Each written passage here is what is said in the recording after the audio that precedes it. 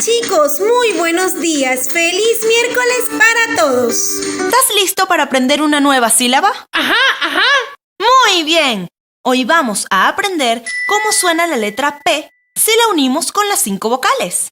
A, E, I, O, U. La letra P sola suena P, como cuando se explota un globo. ¿Puedes repetirlo? P. La P con la A suena PA.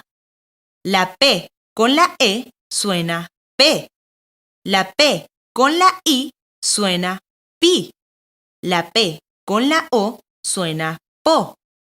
Y la P con la U suena PU. ¡Maravilloso! Ya aprendiste el sonido de la consonante. Con ayuda de un adulto, escribe en el muro una palabra que comience con la letra P.